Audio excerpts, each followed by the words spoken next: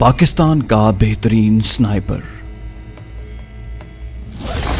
दुनिया में अपनी काबिलियत का लोहा मनवाने वाला, दूर मार निशाने में सबको पीछे छोड़ने वाला, पाकिस्तान के दुश्मनों को तिगनी का नाच नचाने वाला, पाकिस्तान आर्मी की शान, दुश्मन के लिए दहशत की अलामत, शानी जी राजू, और दुश्मन के लिए मौत का दूसरा नाम SS, पाकिस्तान के सबसे मशहूर एक्शन नॉवल का दूसरा हिस्सा। रियाज आकिब कोहलर के कलम से निकला एक और शाहकार।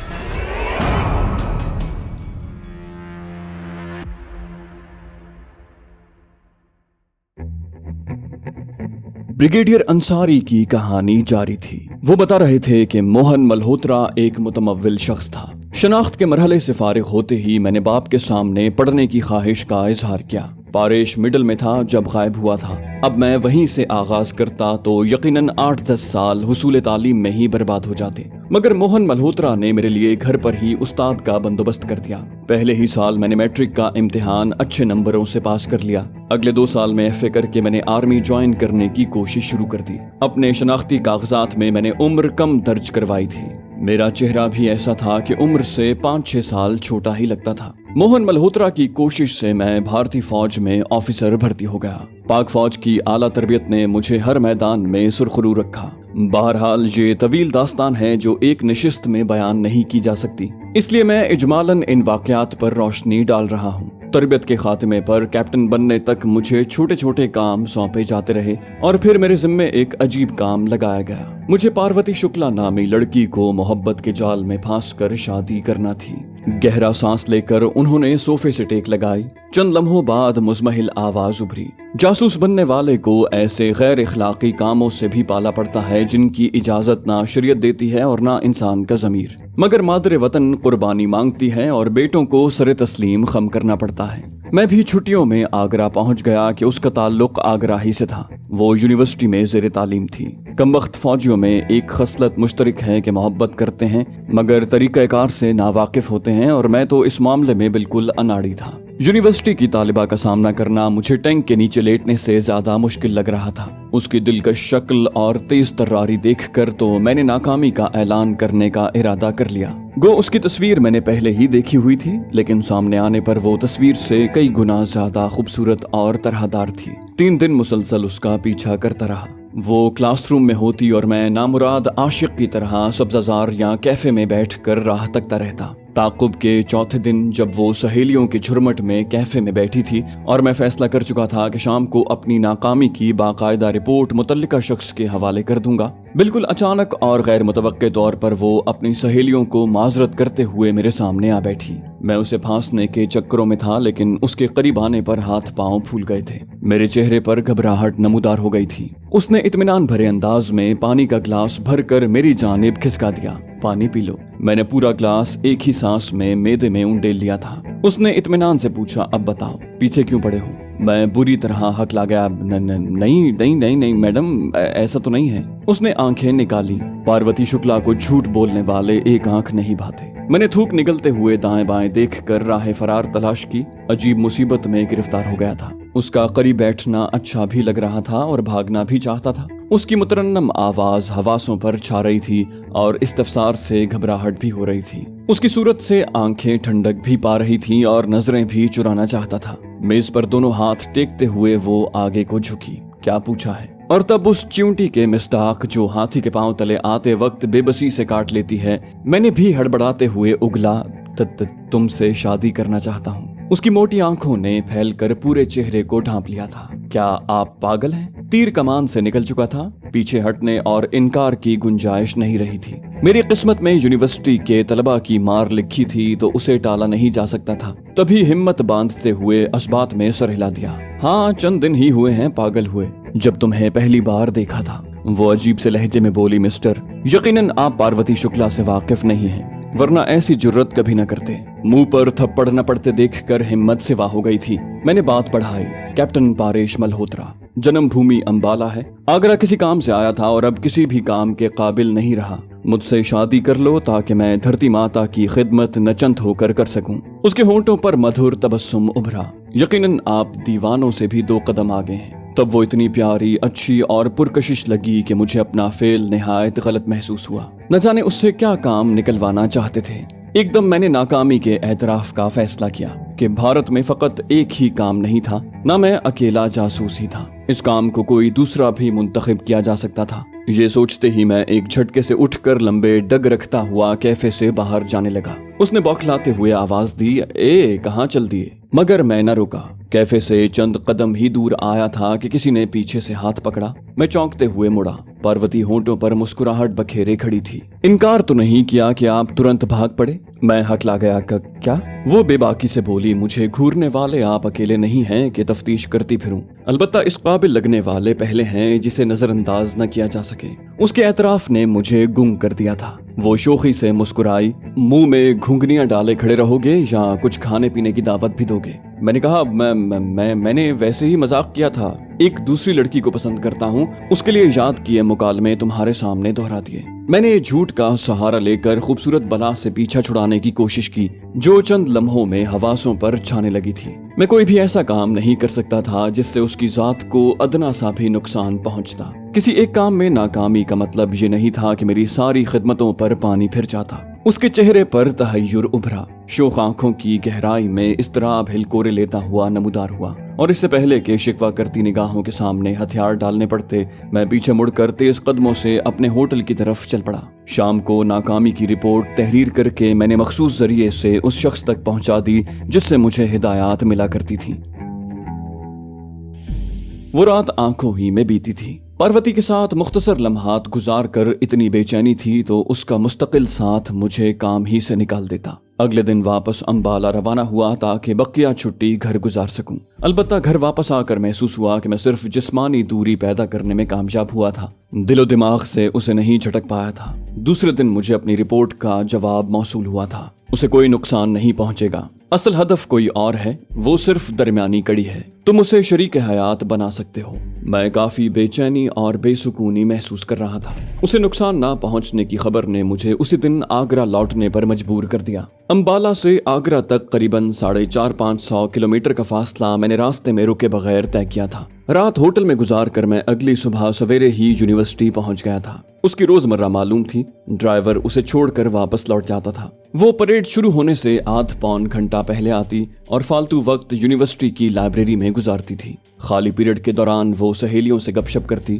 कैफे में जाकर खाने पीने का शुगल करती। छुट्टी के वक्त दोबारा थोड़ी देर लाइब्रेरी में गुजारती, यहाँ तक कि ड्राइवर लेने पहुंच जाता। उसकी आमद से पहले मैं यूनिवर्सिटी लाइब्रेरी के मखसूस गोशे में मौजूद था जहां वो बैठा करती थी। एक किताब खोलकर बज़ाहिर सफ़हात पर नजर दौड़ा रहा था, मगर मेरा रुआं रुआं उसकी आमद का मुंतजिर था। और फिर वो पहुंच गई। किताबों की अलमारी का रुख करने से पहले ही उसकी नजर मुझ पर पड़ी। वो सुन खड़ी मुझे घूरने लगी। 2-3 लम्हे के बाद जाने के इरादे से मुड़ी। तभी मैंने आवाज दी, मिस शुक्ला। गुमगू की कैफियत में वो रुक गई थी। बिलाशुबा सख्त खफा थी और छोटी सी मुलाकात के बाद नाराजगी का इजहार बता रहा था कि मैं उसके लिए कितना अहम था। किताब बंद करके मैं करीब हुआ।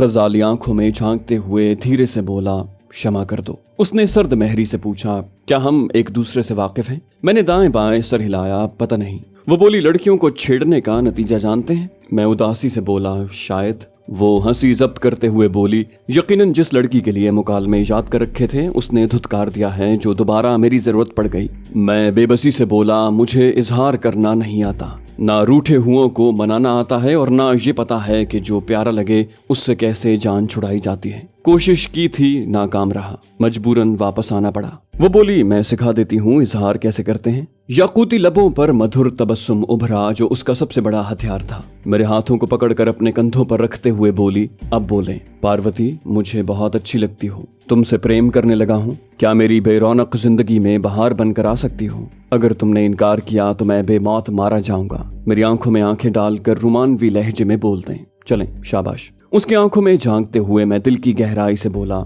शादी करोगी? उसने शर्मा कर आंखें झुका ली थी।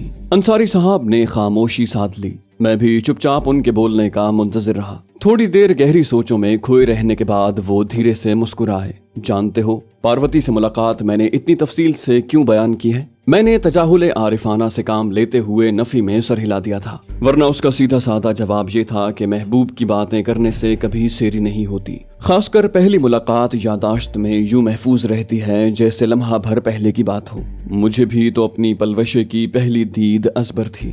گو ہماری ملاقات دشمنوں کے انداز میں ہوئی تھی، لیکن پھر بھی وہ سہانا وقت یاداشت میں ثبت ہو گیا تھا۔ انہوں نے قہقہا لگایا، تمہیں شاید کبھی محبت نہیں ہوئی۔ میں نے مسکرانے پر اکتفا کیا۔ انہوں نے ملازمہ کو چائے کا بتا کر بات جاری رکھی۔ یار وہ مجھے بہت پیاری تھی۔ اس کی رضامندی پا کر میں نے بغیر تاخیر کے والدین کو امبالہ سے بلا لیا تھا۔ چھوٹی بہن اور بھائی کی شادی ہو چکی تھی۔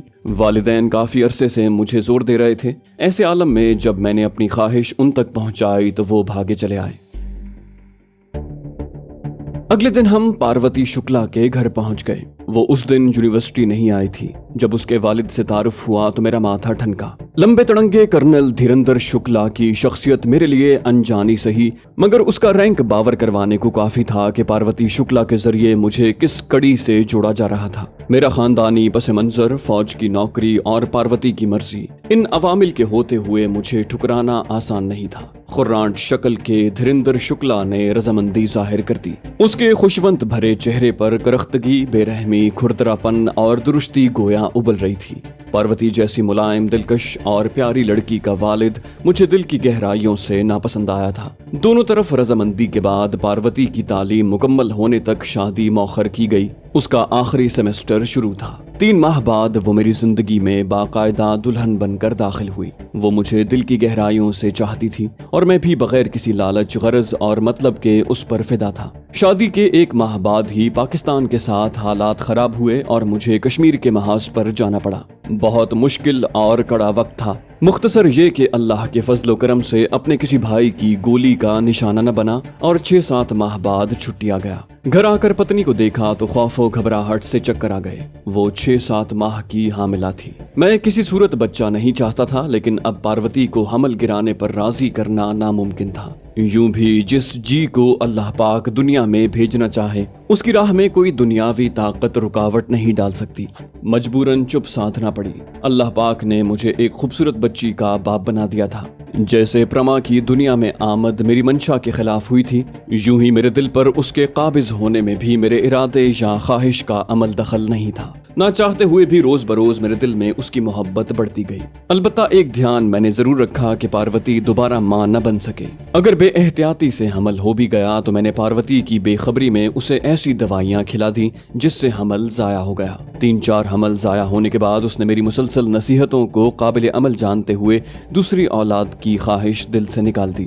بہرحال یہ بات ضمنی تھی۔ پاروتی سے شادی کے چند ماہ بعد ہی مجھے دھیریندر شکلا کے مزید نزدیک ہونے کا حکم ملا۔ وہ مستقل مقبوضہ کشمیر کے محاذ پر تعینات تھا۔ اس کے بارے میں جو تفصیل ملی تھی، میرے دل میں اس کی نفرت کا گراف مزید بلند ہو گیا۔ مظلوم کشمیریوں پر ظلم ڈھانا اس کا محبوب مشغلہ تھا۔ کشمیری مجاہدوں میں بھی وہ شیطان کی طرح مشہور تھا اور اسے قتل کرنے کی کوششوں میں مجاہدین اپنا کافی نقصان کر چکے تھے۔ میں اس کا داماد تھا۔ ایسے موقع کا حصول مشکل نہیں تھا کہ اسے کیفر کردار تک پہنچا سکتا، مگر ایسی صورت میں ایک تو خود پھنس جاتا، دوسرا دھیریندر شکلا ایک اہم شخص تھا۔ اس کی وساطت سے مجھے کافی کارآمد معلومات اور دشمن کے راز مل جاتے تھے جو اس کے خاتمے کے بعد ناممکن الحصول ہو جاتے۔ میں طبیعت پر جبر کر کے اس ظالم کے مزید قریب ہونے لگا۔ مسلمانوں سے اظہار نفرت، انہیں دہشت گرد، ظالم اور سفاق قرار دینا، پاک فوج کی بزدلی اور ڈرپوکی پر لطائف اور پاکستان سے بغض و عناد کا پرچار ایسے منتر تھے جس سے میں اس کا منظور نظر بنتا گیا۔ اس کی چھٹی آنے پر بے شمار ملاقاتیں ہوتی اور باتوں باتوں میں کافی معلومات اگلوا لیتا۔ اس کی غیر موجودگی میں اس کے سامان کی بھی تلاشی لے لیتا۔ اس کے قریب ہونے کی مجبوری میں مجھے امبالہ چھوڑ کر آگرہ میں مستقل رہائش اختیار کرنا پڑی۔ میرا یہ فعل پاروتی کے نزدیک اسے خوش کرنے کے لیے تھا۔ گو میں اسے خوش دیکھنا چاہتا تھا، لیکن آگرہ منتقل ہونا سراسر احکامات کے تابع ہوا تھا۔ میرے دل میں پاروتی کو مسلمان کرنے کی بڑی حسرت تھی۔ लेकिन अपनी मोहब्बत और ख्वाहिश पर मैंने वतन की मोहब्बत को मुकद्दम रखा। तभी पार्वती को हक की राह दिखाने का हौसला न कर सका। यूं ही प्रमा के बारे भी ऐसी कोशिश न कर सका। अलबत्ता एक ख्याल मैंने जरूर रखा कि वो हिंदू मत के करीब न जा सके। मेरी कोशिश से वो अव्वल दिन से आज़ाद ख्याल और लिबरल बन गई थी। अलबत्ता मैं खुद अपने बनावटी मजहब का बहुत ध्यान रखता था, क्योंकि इसी तरह मेरी शनाख्त ज्यादा पोशीदा रह सकती थी। मेरे ससुर Dhirendra Shukla brigadier, major general और फिर लेफ्टिनेंट जनरल के ओहदे तक पहुंच गए थे। अच्छे सर्विस रिकॉर्ड के साथ मैंने भी लेफ्टिनेंट कर्नल का रैंक लगा लिया था। इस दौरान पाक फौज के मतलूबा अहदाफ खुश उसलूबी से पूरे करता रहा। मैं हमेशा बच बचा के निहायत एहतियात से काम करता था। हफ्तों का काम महीनों तक मौखर रखता और बेएहतियाती न करता। लेकिन मेरे चौकन्ना होने का मतलब ये नहीं कि बाकियों से भी गलती नहीं हो सकती थी। जासूसी का काम निहायत तवज्जो, बारीक बीनी, बर वक्त फैसला करने की सलाहियत और होशियारी का मुतकाजी है। एक जासूस के वास्ते यानी कॉन्टैक्ट्स फैले हुए नहीं होते, वरना एक के पकड़े जाने की सूरत तमाम दुश्मन के हत्थे चढ़ जाते हैं। अलबत्ता एक दो अफराद से राब्ता रखना मजबूरी होता है, और मेरी बदकिस्मती के दुश्मन के राज और मालूमात वगैरह मैं जिस आदमी के जरिए भेजा करता था वो पकड़ा गया, और एजेंसी के गैर इंसानी तशद्दुद के सामने उसने मेरा राज फाश कर दिया। चूंकि मेरा ससुर एक जनरल था और शुरू दिन से उसके खुफिया एजेंसियों से रवाबित थे, बल्कि वो बजाते खुद रॉ और दूसरी एजेंसियों में काफी सर्विस गुजार चुका था। एजेंसियों ने जूं ही मेरे खिलाफ दायरा तंग करना शुरू किया, मेरे ससुर के एक खैर खां ने उस तक ये खबर पहुंचा दी। इसे मेरी खुशकिस्मती समझो जब वो अपने खास कमरे में एजेंसी के बंदे से गुफ्तगू कर रहा था, तब पार्वती ने इत्तेफाक से सारी गुफ्तगू सुन ली। वो चंद लम्हे पहले ही घर पहुंची थी और वालिद की तलाश में उसके मखसूस कमरे की तरफ बढ़ी। अंदर दाखिल होने को वो दरवाजा धकेलने ही लगी थी कि वालिद के मुंह से मेरा नाम सुनकर लम्हे भर को ठहर गई। जूं जूं गुफ्तगू आगे बढ़ी, खौफ और डर से उसका खून खुश्क होता गया। वालिद को मिले बगैर वो सूरत से पलटी और गाड़ी भगाते हुए घर पहुंच गई। अंसारी साहब ने चुप साध ली थी, काफी देर सर झुकाए बैठे रहे। फिर उनकी अजियत भरी आवाज ने खामोशी को तोड़ा। मैं उन लम्हों को बयान नहीं कर सकता। घर पहुंचकर उसने सबसे पहले मेरा गिरबान पकड़ा था। मुझे धोखेबाज, मतलबी, जालिम, खुद गरज और न जाने क्या क्या पुकारा, और फिर मुझे लिपट कर यूं बिलक बिलक कर रोई जैसे दूध पीता बच्चा रोता है। मैं भी जानता था कि जुदाई की घड़ी सर पर पहुंच गई है। पार्वती के बगैर जिंदगी गुजारने का तसव्वुर ऐसा ही था जैसे गर्दन कटने के बाद जिंदा रहना। अगर वहां रुकने की कोई सूरत बचने का जरा सा भी एहतिमाल होता तो मैं न भागता, मगर ये मुमकिन नहीं था। मुझे अपने जिगर के दो टुकड़ों प्रमा और पार्वती को विदा कहना पड़ा। प्रमा तो घर पर मौजूद ही नहीं थी। चूंकि मैं जानता था कि वहां मेरी निगरानी हो रही है, इसलिए पार्वती मुझे कार की डिग्गी में छुपाकर बाहर ले गई। वफा की पुतली मुझे छोड़ने अंबाला तक आई। मैंने उसे साथ ले जाने की बड़ी कोशिश की, पर वो न मानी। गो उसने वतन की मोहब्बत पर मेरी मोहब्बत को तरजीह दी थी, मगर उसकी भारत माता से मोहब्बत और अपने धर्म से लगाव कोई ठकी छुपी बात नहीं थी। इसी वजह से तो मैं उसे इस्लाम की दावत नहीं दे सका था। बहरहाल वो मुझे अंबाला छोड़कर आंसू बहाते हुए वापस लौट गई। मैं किस तरह भारत से निकला ये एक अलग कहानी है। पाकिस्तान पहुंचने में पूरा महीना लगा था। यहाँ आते ही सबसे पहले मैंने पार्वती और प्रमा की खबर ली। तब खैर खाहों की जबानी ये रूह फरसा खबर पहुंची कि पार्वती बखैरियत आगरा नहीं पहुंच पाई थी। रास्ते में ही हादसे का शिकार होकर नजरे अजल हो गई। यकीनन मेरी जुदाई का दुख उससे बर्दाश्त नहीं हो पाया था, और मैं बेवफा आज भी जिंदा सलामत बैठा हूँ। अंसारी साहब की आंखों में नमी नमूदार हुई। ठंडा सांस भरते हुए उन्होंने आंखों पर रुमाल फेरा और उनकी बात जारी रही। यहाँ मेरी ब्रिगेडियर रैंक तक तरक्की हो चुकी थी और सर्विस के इख्तितामी 2-3 माह ही बाकी थे। नागुफ्ताबे ज़हनी हालत की बदौलत मैं सर्विस जारी रखने से कासिर था। मेजर जनरल के ओहदे की पेशकश हुई, लेकिन मुझे इनकार करना पड़ा। पाकिस्तान आते ही मेरे लिए अहमियत का हामिल कोई काम था तो वो अपनी परी की बखैरियत वापसी थी, और मैं इसी कोशिश में लग गया। भारत में काफी खैर खा मौजूद थे। रियासत के मुखालिफ अलहदगी पसंद तंजीमें, जासूस साथी, मुजरिम टोले, बिल्कुल जैसे पाकिस्तान में ये अनासिर कसीर तादाद में भरे पड़े हैं, यही सूरत हाल अपने पड़ोसी भारत में भी है। जनरल धीरेन्द्र शुक्ला अपनी पोती को साथ ले गया था, क्योंकि मेरे फरार से 2-3 साल पहले ही मेरे नकली माता पिता की वफात हो चुकी थी और प्रमा उसी की जिम्मेदारी में आती थी। अगर मेरे वालिदैन जिंदा होते तब भी वो प्रमा को उनके हवाले करने पर तैयार न होता, क्योंकि वो अच्छी तरह जानता है कि मैं परी को किस कदर चाहता हूँ। खासकर अपनी बेटी को मैं काफिरों के पास परवरिश पाने नहीं छोड़ सकता। मेरी गैरत कैसे गवारा कर सकती है कि मेरी बेटी किसी हिंदू के बच्चे पैदा करे। अब मेरी बेसब्री समझो या हिमाकत के मैंने पहली फुर्सत में प्रमा को हासिल करना चाहा और तेजी में दुरुस्ती भूल गया, जिसकी वजह से पहली कोशिश नाकाम हुई और जनरल धीरेंद्र शुक्ला न सिर्फ होशियार हो गया बल्कि उसने प्रमा की हिफाजत का भी खातिर खा बंदोबस्त कर दिया। पहली कोशिश की नाकामी से भी मैंने कोई सबक न सीखा और जल्दबाजी में दूसरी कोशिश भी कर डाली। अब नामालूम मेरे मुकर्रर किए हुए आदमी नालायक थे या वो प्रमा के हुसूल की संजीदा कोशिश नहीं कर रहे थे कि दूसरी कोशिश भी नाकाम चली गई। बल्कि इस दफा मेरे 2 आदमी भी काम आ गए थे। तंग आकर मैंने सुसर को कॉल की, उसकी मिन्नत जारी की कि वो परी को मेरे पास भेज दे, लेकिन उसने खरी खरी सुनाकर राब्ता मुनक़ते कर दिया। परी का फोन नंबर उसने शुरू ही दिन से तब्दील कर दिया था ताकि मैं उसे कॉल न कर सकूं। चंद माह हुए वो रिटायर हो गया है। उसके पास जुल्म, बददियानती और नाजायज ज़राए से कमाई हुई बेबहा दौलत है। दहशतगर्द तंजीमों को असलहा फराहम करने की इजाजत तो भारतीय सरकार की तरफ से हासिल थी। इस इजाजतनामे को उस जालिम ने पैसे के हुसूल का मुस्तकिल जरिया बना लिया था। अफगानिस्तान में भी उसकी आमद-ओ-रफ्त रही है। मुख्तलिफ जत्थों को असलहे की फराहमी के साथ वो पोस्ट की स्मगलिंग में भी मुलव्विस रहा है। अफगानिस्तान की जानिब से जो इंडिया दरअंदाजी कर रहा है उसके पीछे तजवीज़कार मास्टरमाइंड वही है और दौलत की फरावानी की वजह से इंडिया के मुख्तलिफ शहरों में उसने अपनी कोठियां बना रखी हैं। वो मेरी तरफ मुतवज्जे हुए, कुछ पल्ले पड़ा। अब मेरी समझ में आया था कि वसीम साहब उन्हें हीरो क्यों कह रहे थे। बिलाशुबा वो पाकिस्तान के असल हीरो थे।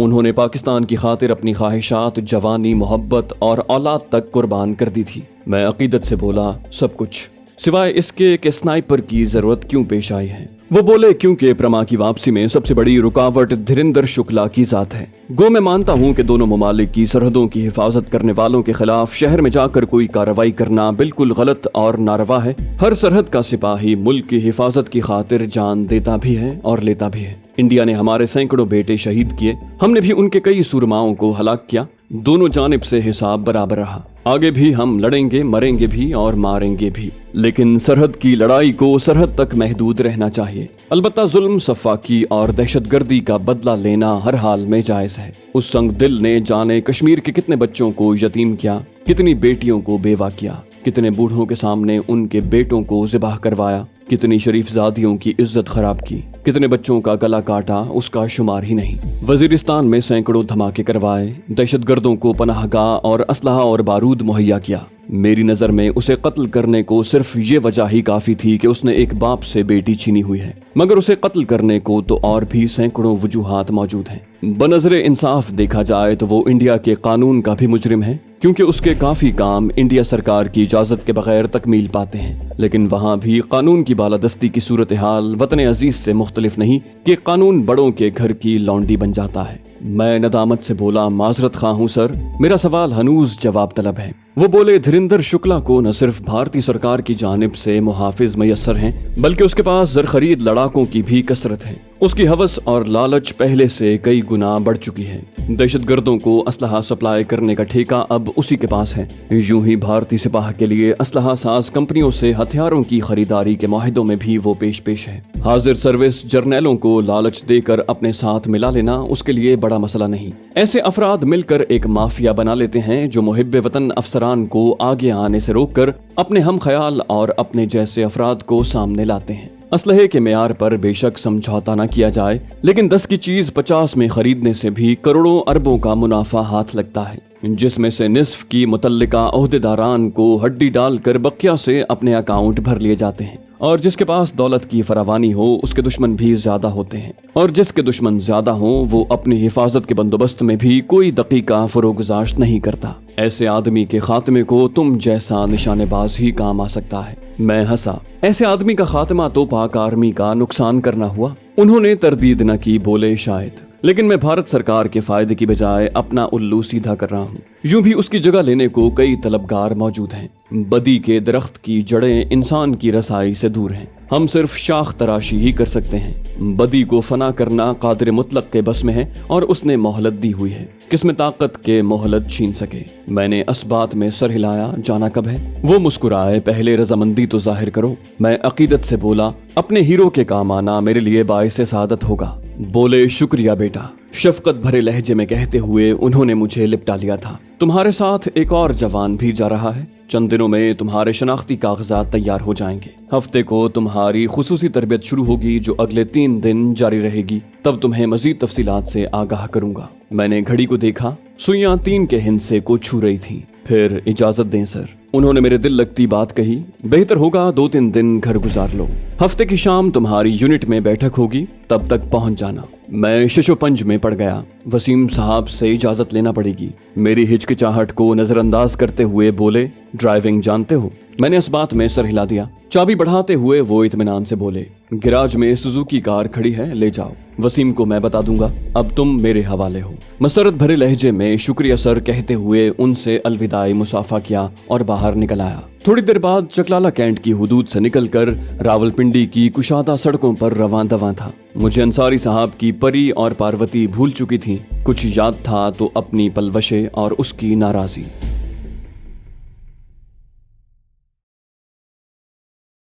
तो दोस्तों, ये थी हमारी आज की एपिसोड। उम्मीद करते हैं आपको हमारी कहानी पसंद आई होगी। जाने से पहले इस वीडियो को लाइक कीजिए और शेयर करना मत भूलिए। कमेंट करके हमें बताइए कि आपको हमारी वीडियो कैसी लगी। और अगर अभी तक आपने इस चैनल को सब्सक्राइब नहीं किया तो इसे सब्सक्राइब कीजिए और बेल आइकन दबाकर ऑल नोटिफिकेशंस ऑन कर लीजिए।